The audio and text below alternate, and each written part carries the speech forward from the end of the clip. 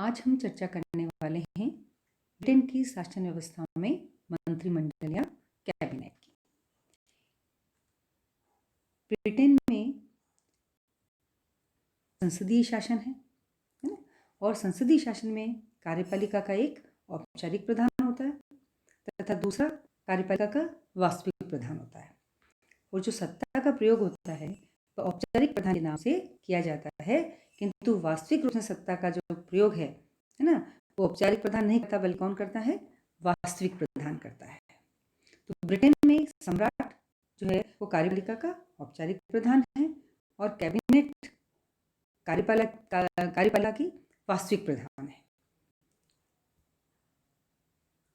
हम देखते हैं कि ब्रिटिश शासन में कैबिनेट का महत्व क्या है। जैसा कि डाइसी लिखते हैं इसमें, और अलग अलग जो विद्वान थे उन्होंने कैबिनेट के महत्व को स्पष्ट करने के लिए कई बातों को कहा, कई शब्दावलियों का प्रयोग किया। और उन लेखकों में से जो प्रमुख हैं उनमें हम डिस्कस करेंगे कि डाइसी हैं, जैसे वे कहते हैं कि यद्यपि शासन का प्रत्येक कार्य सम्राट के नाम पर किया जाता है, परंतु इंग्लैंड की वास्तविक कार्यपालिका की जो शक्ति है वह कैबिनेट में नहीं है। बैजहॉट ने भी इसके बारे में कहा है कि कैबिनेट एक हाइफन है जो जोड़ता है, एक बक्सुआ है जो कार्यपालिका और व्यवस्थापिका को मिलने का काम करता है। लॉवेल ने कहा है कि राजनीति मेहराब की आधारशिला, जो कैबिनेट जो मंत्रिमंडल है ब्रिटेन के अंदर, वह राजनीतिक मेहराब की आधारशिला है। कई बार आपके सीधा प्रश्न भी पूछ लिया जाता है कि राजनीतिक ब्रिटिश संविधान के अंदर राजनीतिक मेहराब की आधारशिला किसे कहा जाता है ना। रैमजी म्योर कहते हैं कि कैबिनेट राज्य के जहाज का परिचालक चक्र है। सर जॉन मैरियट ने भी इसमें कहा है कि कैबिनेट वह दूरी है जिस पर संपूर्ण प्रशासन चक्र घूमता है। तो ब्रिटिश शासन व्यवस्था में कैबिनेट का जो महत्व है वो पिछली कई सदियों से चला आ रहा है, और वर्तमान समय में लगभग सभी देशों में कार्यपालिका जो है वो अधिकाधिक शक्तियां प्राप्त करती जा रही हैं, और ब्रिटेन में ये प्रवृत्ति प्रमुख रूप से देखी जाती है। परंपराओं के आधार पर जो सम्राट है वो पूर्णतः एक औपचारिक प्रधान बनकर रह गया है, और व्यवहार में इन प्रवृत्तियों के कारण संसद जो है उसकी शक्तियों का भी ह्रास हो रहा है। रैमजी इस बात के लिए कहते हैं कि कैबिनेट के अधिनायक तत्व है ना, डिक्टेटरशिप जिसको कहते हैं, डिक्टेटरशिप की बात करने लगे हैं। कैबिनेट के अधिनायकत्व की बात निराधार है, लेकिन इसके साथ ही यह तथ्य है कि ब्रिटिश व्यवस्था में कैबिनेट जो है वो शक्तिशाली होता जा रहा है ना। हम कैबिनेट या मंत्रिमंडल से क्या अभिप्राय लेते हैं? मंत्रिमंडल का आशय है कि उस राजनीतिक समिति से जो प्रधानमंत्री के नेतृत्व में कार्यपालिका शक्तियों का प्रयोग करती हैं। जो लोक सदन है उसमें बहुमत दल के नेता को सम्राट के द्वारा प्रधानमंत्री पद प्रदान किया जाता है, और प्रधानमंत्री सिद्धांततः संसद सदस्यों में और व्यवहार में सामान्यतः अपने ही राजनीतिक दल के सदस्यों में से अपने जो सहयोगी हैं उनका चुनाव करता है ना। तो मुनरो इसके लिए बताते हैं कि मंत्रिमंडल राजमुकुट के नाम पर प्रधानमंत्री द्वारा किए गए राजकीय परामर्शदाताओं की जो समिति है उसको कहा जाता है, इन्हें लोक सदन के बहुमत का जो है समर्थन प्राप्त होता है। तो मंत्रिमंडल जो राजकीय परामर्शदाताओं की समिति है ना, और वो किसके द्वारा नियुक्त की जाती है? कहते तो हैं कि सम्राट नियुक्त करता है, लेकिन किसकी सलाह पर नियुक्त करता है? प्रधानमंत्री द्वारा नियुक्त किया जाता है, और वह जो समूह है ना, और उसको लोक सदन के बहुमत का समर्थन भी प्राप्त होता है, और वह क्या कहलाता है? कैबिनेट या मंत्रिमंडल कहलाता है। ये जो मंत्रिमंडलात्मक व्यवस्था है ना, उसकी जननी कहा जाता है इंग्लैंड को, और अन्य देशों ने इस व्यवस्था को इंग्लैंड से ही ग्रहण किया। अतः ब्रिटेन की मंत्रिमंडलात्मक जो व्यवस्था है उसको हम अच्छे से समझें तो देखते हैं कि उसमें कई विशेषताएं हमको दिखाई देती हैं, जैसे सम्राट की वास्तविक कार्यपालिका से पृथकता है ना। व्यवस्थापिका और कार्यपालिका जो है उनमें घनिष्ठ संबंध होता है संसद और मंत्रिमंडल के अंदर। मंत्रिमंडल का सामूहिक उत्तरदायित्व होता है। साथ जिएंगे और साथ मरेंगे वाली प्रथा है इनकी। गोपनीयता का सिद्धांत चलता है कि मंत्रिमंडल की जो कार्रवाई है वो उसके संबंध में पूर्णतया गोपनीयता रखी जाती है। मंत्रिमंडल की राजनीतिक सजातीयता कि मंत्रिमंडल के अंदर एक ही दल के लोग विद्यमान हैं और मंत्रिमंडल पर किसका नेतृत्व होता है? प्रधानमंत्री का नेतृत्व होता है। तो मंत्रिमंडलात्मक व्यवस्था है, उनमें ब्रिटेन के अंदर हम देखते हैं तो ये सब बातें हमको उसमें दिखाई देती हैं। अब हम आते हैं कि ब्रिटिश मंत्रिमंडल का गठन कैसे होता है। देखिए, मंत्रिमंडल के गठन की प्रक्रिया जो है वो प्रधानमंत्री की नियुक्ति से ही आरंभ जाती है। नए चुनाव होने के बाद आप देखिए क्या होता है कि नवनिर्वाचित कॉमन सभा के चुनकर आने या जो प्रधानमंत्री के त्यागपत्र देने के, या तो कोई नया चुन के आया है या प्रधानमंत्री ने अपने पद से त्यागपत्र दे दिया है, तो उसके पश्चात ब्रिटिश राजा द्वारा, राजा जिसको हम सम्राट बोलते हैं, कॉमन सभा के बहुमत दल के जो नेता है उसको प्रधानमंत्री नियुक्त किया जाता है।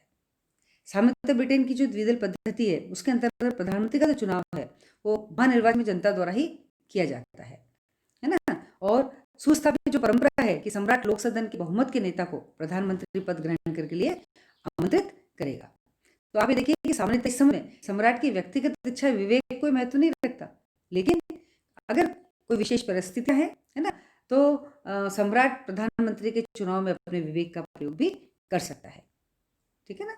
तो इसके बाद आप देखिए प्रधानमंत्री के परामर्श से जो है अन्य मंत्रियों की नियुक्ति होती है।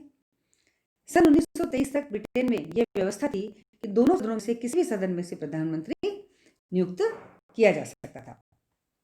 और 19वीं सदी में अनेकों प्रधानमंत्री जो हैं वो हाउस ऑफ लॉर्ड्स से ही चुने गए थे। जैसे लॉर्ड पॉम्स्टन है, लॉर्ड सैलिसबरी हैं, ये सब कहाँ के मेंबर थे? हाउस ऑफ लॉर्ड्स के थे।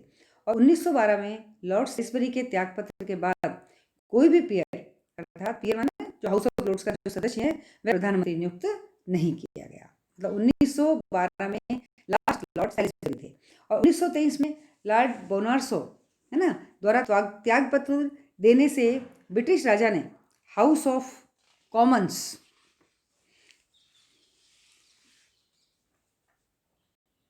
के मिस्टर बॉल्डविन को अनुदान दल के नेता थे, उनको प्रधानमंत्री के लिए चुना था। राजा का यह मत भी था कि विरोधी दल अर्थात श्रम दल को हाउस ऑफ लॉर्ड्स में कोई प्रतिनिधित्व प्राप्त नहीं है, तो प्रधानमंत्री हाउस ऑफ कॉमन्स से ही चुना जाना चाहिए, क्योंकि वो जनता सदन है, लोक सदन कहते हैं हम, है ना। तो प्रधानमंत्री हाउस ऑफ कॉमन्स का सदस्य होना चाहिए, क्योंकि मंत्रिमंडल हाउस ऑफ कॉमन्स के प्रति ही उत्तरदायी होता है, क्योंकि उसको जनता चुना हुआ होता है। इसलिए हाउस ऑफ कॉमन्स में से प्रधानमंत्री का चयन लोकतंत्र के लिए अधिक अनुकूल है। अतः ब्रिटेन में अब ये निश्चित परंपरा हो गई है कि प्रधानमंत्री को कॉमन सभा का ही सदस्य होना चाहिए। प्रधानमंत्री अपने मंत्रिमंडल का गठन करते समय विभिन्न दृष्टिकोणों से प्रभावित होता है और मंत्रियों के चयन के संबंध में सिद्धांत कोई मतलब उसमें वैधानिक नियंत्रण नहीं है, परंतु व्यवहार में इसके अंदर कई प्रतिबंध भी हैं। जैसे मंत्रिमंडल के विभिन्न वर्गों, हितों एवं क्षेत्रों का प्रतिनिधित्व दिया जाता है, यह आवश्यक भी होता है। मंत्रिमंडल में किसको मंत्री बनाया जाए, है ना, तो विभिन्न वर्गों के, हितों के, विभिन्न क्षेत्रों के ऐसे प्रतिनिधि उसमें लिए जाते हैं। दल के महत्वपूर्ण एवं प्रभावशाली व्यक्तियों को उसे मंत्रिमंडल में शामिल करना ही पड़ता है। ऐसे व्यक्ति जो प्रभावशाली हैं, महत्वपूर्ण हैं, उनको प्रधानमंत्री को मंत्रिमंडल में लेना पड़ता है। और इसमें मंत्रिमंडल की जो शक्ति है उससे क्या होती है, निरंतर वृद्धि होती गई है।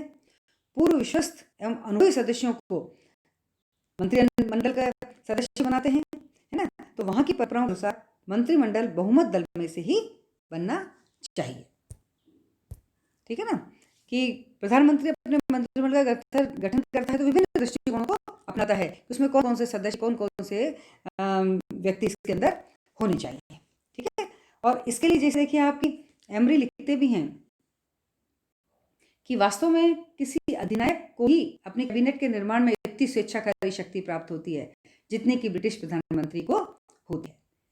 अपवाद स्वरूप जो है समय में जब आम चुनाव में किसी एक राजनीतिक दल को स्पष्ट बहुमत नहीं मिलता तो गठबंधन की सरकार मिलती है, तब जरूर प्रधानमंत्री की जो शक्ति है सीमित हो जाती है। लेकिन जब एक ही दल की सरकार होती है तो प्रधानमंत्री को बिल्कुल स्वतंत्र होता है अपना मंत्रिमंडल बनाने के लिए। मंत्रिमंडल की सदस्य संख्या वो निश्चित करता है ना, उसके स्तर भी वो निर्धारित करता है। और आप ये देखिए कि मंत्रिमंडल का निर्माण होने के बाद प्रधानमंत्री मंत्रिमंडल में कोई परिवर्तन कर सकता है। किसी एक राजनीतिक दल को लोक सदन में स्पष्ट बहुमत प्राप्त न होने पर राष्ट्रीय मंत्रिमंडल का भी निर्माण किया जा सकता है ना। राष्ट्रीय मंत्रिमंडल हम किसे कहते हैं वहां पे ब्रिटेन में, कि किसी एक राजनीतिक दल को लोक सदन में स्पष्ट रूप से बहुमत प्राप्त नहीं हुआ तो संयुक्त मंत्रिमंडल संकट की स्थिति में राष्ट्रीय मंत्रिमंडल का निर्माण किया जाता है। संकट की स्थिति में युद्ध काल में मंत्रिमंडल की भी एक आंतरिक समिति के रूप में युद्ध मंत्रिमंडल का भी गठन किया जा सकता है, जैसा कि प्रथम और द्वितीय विश्व युद्ध के समय में किया गया था। ब्रिटिश मंत्रिमंडल जो है वे कार्य क्या करता है, इसके कार्य और शक्तियां क्या हैं। देखिए, मंत्रिमंडल के कार्यों तथा शक्तियों का जो आधार है वो वैधानिक नहीं है ना। ऐसा है वहां पर परंपरागत आधार है। वहां जहां तक वैधानिक स्थिति का संबंध है, मंत्रिमंडल सम्राट की एक परामर्शदात्री समिति होती है, किंतु वास्तविक स्थिति क्या है, यह सम्राट की सभी शक्तियों का प्रयोग किसके द्वारा किया जाता है, कैबिनेट के द्वारा किया जाता है, मंत्रिमंडल के द्वारा किया जाता है। राजतंत्र के लोकतंत्रीकरण की प्रक्रिया में राजा के पद की जो शक्तियां हैं ज्यों-ज्यों कम होती गई, मंत्रिमंडल की जो शक्तियां हैं वैसे वैसे बढ़ती गई। वह एक ऐसा केंद्र बिंदु है जिसके चारों ओर समस्त राजनीतिक यंत्र घूमता है। लेकिन तो यहाँ भी कहते हैं कि मंत्रिमंडल वह सूर्य पिंड है जिसके चारों ओर अन्य पिंड घूमते रहते हैं, है ना, और ये संपूर्ण शासन तंत्र का आधार है। शासन का आधार बिंदु होने के कारण मंत्रिमंडल के कार्य हैं, और वर्तमान समय में मंत्रिमंडल को कार्यपालिका क्षेत्र के अतिरिक्त विधायी, प्रशासनिक, न्यायिक, है ना, कई प्रकार की शक्तियां प्राप्त हैं। तो उसके जो कार्य हैं वह भी उसे कई प्रकार से प्राप्त हैं, जैसे व्यवस्थापन संबंधी कार्य है, कार्यपालिका संबंधित कार्य है, वित्तीय कार्य शक्तियां हैं, न्यायिक कार्य शक्तियां हैं, और उनके अलावा भी कई कार्य हैं जो वो संसद करती है, मंत्रिमंडल करती है। तो सबसे पहले हमने देखा कि व्यवस्थापन संबंधी कार्य, कि जैसे संसद के अधिवेशन को आहूत करना, सर्वसाधारण करना, संसद के विघटन की शक्ति मंत्रिमंडल के पास ही होती है। समस्त सरकारी जो विधेयक है उनको प्रस्तुत करना। तो वर्तमान समय में मंत्रिमंडल न केवल प्रशासनिक कार्य करता है वरन विधि निर्माण क्षेत्र में भी संसद का नेतृत्व और पथ प्रदर्शन करने का कार्य वह करता है। संसदीय शासन में विधायी और कार्यपालिका शक्तियों के एकीकरण के कारण मंत्रिमंडल का संसद से अविच्छिन्न संबंध रहता है ना, बहुत ज्यादा जुड़े हुए होते हैं ये। तो मंत्रिमंडल न केवल राष्ट्रीय नीति निर्धारित करता है बल्कि शासन की सर्वोच्च नीति और कार्यक्रम है उनको क्रियान्वित करने के लिए जो आवश्यक कानूनों का निर्माण है वह भी मंत्रिमंडल का ही कार्य है। सरकारी अधिकारी वैधानिक परामर्श के आधार पर विभिन्न विधेयकों का क्या करते हैं, प्रारूप तैयार करते हैं, और मंत्रिमंडल जो है उन्हें अंतिम स्वीकृति देता है तथा संसद में उसको प्रस्तावित करता है, हमने कहा उसको आहूत करता है, और बहुमत के समर्थन पर उन्हें पास कराता है। अपने राजनीतिक दल को बहुमत प्राप्त होने के कारण मंत्रिमंडल का संसद पर क्या रहता है, नियंत्रण रहता है, और मंत्रिमंडल की समस्त विधि निर्माण कार्य के लिए ही उत्तरदायी होता है। जितने भी विधि निर्माण कार्य हैं उसके लिए उत्तरदायी कौन है, मंत्रिमंडल रहेगा। संसद का अधिवेशन बुलाने, उसको स्थगित करने का कार्य, है ना, सम्राट मंत्रिमंडल के परामर्श से ही करते हैं। तो मंत्रिमंडल के परामर्श से ही लोकसभा को गठित किया जा सकता है, जैसा कि हमने इसमें देखा है ना। तो संसद के अधिवेशन के प्रारंभ में सम्राट द्वारा पढ़ा जाने वाला जो भाषण है वो भाषण तक कौन तैयार करता है, मंत्रिमंडल तैयार करता है। प्रतिवर्ष विभिन्न कानूनों के अंतर्गत जो सैकड़ों सपरिषद आदेश निकलते हैं, है ना, उनके निर्माण में भी कैबिनेट जो स्वीकृति है वो निहित रहती है।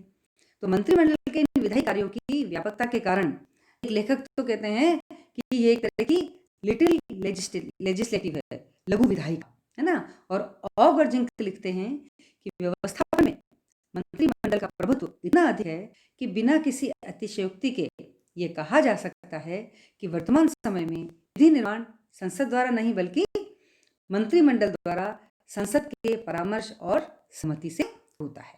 तो व्यवस्थापन संबंधी कार्य पर भी मंत्रिमंडल पूरी पकड़ है।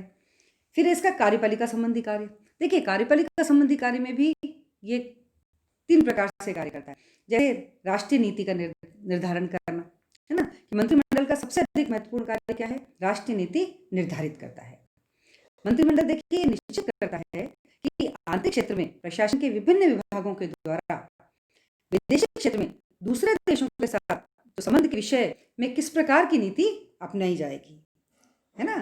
यही मंत्रिमंडल निश्चित करता है कि भाई दूसरे देशों के साथ संबंध में किस प्रकार की नीति अपनाई जाए। फिर आप ये देखिए कि मंत्रिमंडल द्वारा जो निर्धारित नीति है उसी के आधार पर समस्त प्रशासनिक व्यवस्था चलती है। दूसरा क्या है, राष्ट्रीय कार्यपालिका का सर्वोच्च नियंत्रण होता है इसमें, कि शासन की समस्त कार्यपालिका शक्ति का प्रयोग वास्तव में मंत्रिमंडल के द्वारा ही किया जाता है।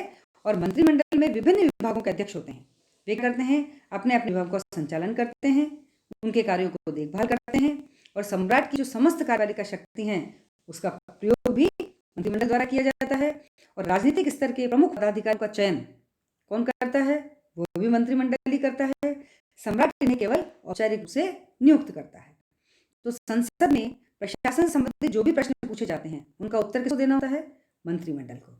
इसी प्रकार संसद में मंत्रिमंडल व प्रशासन में विविध विभागों के कार्यों की जो आलोचना की जाती है उन्हें दृष्टि में रखते हुए मंत्रिमंडल को प्रशासन के दोष दूर करने का प्रयत्न करना होता है ना, कि जो भी आलोचना आ रही है तो उसको भी मतलब कैसे दूर किया जाए। फिर कार्यपालिका के कार्यों के अंदर एक काम और है कि मंत्रिमंडल का समन्वय कार्यकारी, कि प्रशासन की सुविधा के लिए सरकार को विभिन्न प्रशासनिक विभागों के अंदर विभाजित करते हैं, अलग अलग विभाग होते हैं और इन विभिन्न विभागों में विभाजित होने पर सरकार में एक ही प्रकार की आंगिक एकता पाई जाती है। और सुशासन के लिए प्रशासन के जो विभिन्न विभाग है इनमें क्या आवश्यक है, समन्वय आवश्यक, सामंजस्य आवश्यक है। और विभिन्न विभागों के सरकार जो सामंजस्य होता है ना, ये करने पर मंत्रिमंडल के द्वारा इनको संबद्ध किया जाता है, इनका समन्वय किया जाता है ना। और मंत्रिमंडल समस्त विभागों में नीति संबंधी समन्वय स्थापित करता है और इस बात का भी प्रयत्न करता है कि विभिन्न विभागों में अधिकार क्षेत्र संबंधी विवाद व उत्पन्न न हो तथा उनके द्वारा है ना जो परंपरा चल रही है उसमें सहयोग करें वो। तो विभिन्न विभागों के कार्यों में समन्वय स्थापित करने के लिए वर्तमान समय में मंत्रिमंडलीय समिति की स्थापना की गई है। इसी के साथ मंत्रिमंडल के कार्यों में आता है वित्तीय कार्य शक्तियां, है ना। तो राष्ट्रीय आय व्यय का निर्धारण अर्थात जो बजट होता है, राष्ट्रीय आय व्यय का मतलब बजट का निर्माण करना, उससे संसद में स्वीकृत कराना, है ना, ये महत्वपूर्ण कार्य है मंत्रिमंडल के। बजट वित्त मंत्री अपनी देखरेख में तैयार करता है, किंतु बजट के मूल प्रस्ताव और आधार मंत्रिमंडल द्वारा ही निश्चित किए जाते हैं। मंत्रिमंडल को लोक सदन के बहुमत का जो समर्थन प्राप्त होता है उसके कारण किसी भी कर या अनुदान की मांग में कोई कटौती लोक सदन के द्वारा मंत्रिमंडल की सहमति के बिना नहीं की जा सकती। इसीलिए यदि मंत्रिमंडल का अनुदान प्राप्त करने के तुरंत बाद सदन में भेजे बिना ब्रिटिश बजट को लागू कर जाए तो इसके अंतिम आंकड़ों में कोई विशेष अंतर नहीं होता है, ऐसा मानना है मुनरो। तो कहते हैं कि भाई जैसे मंत्रिमंडल का अनुमोदन प्राप्त करके उसको सीधे ही अगर सदन में भेज दिया, इसको लागू भी कर दिया तो उससे कोई फर्क नहीं पड़ता है, क्योंकि वो बजट किसके द्वारा बनाया गया है, मंत्रिमंडल के द्वारा बनाया गया है। इस प्रकार वित्तीय क्षेत्र में मंत्रिमंडल को शक्ति प्राप्त है और इस दृष्टि से ये ब्रिटिश मंत्रिमंडल जो है वो अमेरिकी राष्ट्रपति से भी अधिक शक्तिशाली है, क्योंकि जो अमेरिकी राष्ट्रपति है वो वित्तीय क्षेत्र में किसकी दया पर निर्भर होता है, कांग्रेस की दया पर निर्भर होता है। इसके अलावा इसके न्यायिक कार्य भी हैं, कुछ न्यायिक शक्तियां भी प्राप्त हैं। अब न्यायिक शक्तियों के अंदर आप देखिए कि लॉर्ड चांसलर के परामर्श से क्राउन द्वारा मुख्य न्यायाधीश की नियुक्ति की जाती है ना। और राजपद को क्या क्या अधिकार है, क्षमा करने, दंड को कम करने, है ना, और स्थगित करने, दंड दिया उसको स्थगित करने का अधिकार। पर इन सभी शक्तियों का प्रयोग जो सम्राट है, जो राजपद है, जो राजा है, वो किसकी सलाह से करता है, मंत्रिमंडल के परामर्श पे, विशेष रूप से जो गृह मंत्रालय होता है उसकी सलाह पर, है ना। और न्यायिक विधियां बनाकर संसद द्वारा उन्हें अनुमोदित करने का दायित्व भी किसका होता है, मंत्रिमंडल का ही होता है ना। इसके अलावा के कुछ अन्य कार्य भी हैं कि भाई जैसे राजा के वो क्षमा का तो हमने देखा कि न्यायिक कार्य है कि विशेषाधिकार प्राप्त होता है इसको, है ना। और क्षमा करने का राजा द्वारा उपाधियों का जो वितरण होता है वह भी किसके द्वारा किया जाता है? प्रधानमंत्री के परामर्श पर ही किया जाता है, कोई भी उपाधि दी जाए। ब्रिटिश सम्राट के द्वारा देश और विदेश में जो नियुक्तियां की जाती हैं, है ना, तो किसके परामर्श पे की जाती हैं? वो भी मंत्रिमंडल के परामर्श पर ही की जाती हैं। और महत्वपूर्ण न्यायालयों के जो न्यायाधीश है ना, लॉर्ड चांसलर, जो लॉर्ड चांसलर किसे कहते हैं? मंत्रिमंडल के सदस्यों को के परामर्शानुसार ही सम्राट के द्वारा न्यायाधीशों की नियुक्ति की जाती है। तो वास्तव में हम देखते हैं कि मंत्रिमंडल के जो अधिकार और कार्य हैं वो बहुत व्यापक हैं। वह उन सभी कार्यों को करता है जो वैधानिक दृष्टि से सम्राट के अधिकार में बताए जाते हैं। जो कार्य सम्राट के बताए जाते हैं वो वास्तव में करता कौन है? मंत्रिमंडल। तो वर्तमान समय में उनकी जो प्रवृत्ति है वो मंत्रिमंडल को और अधिक शक्तिशाली बना रही है।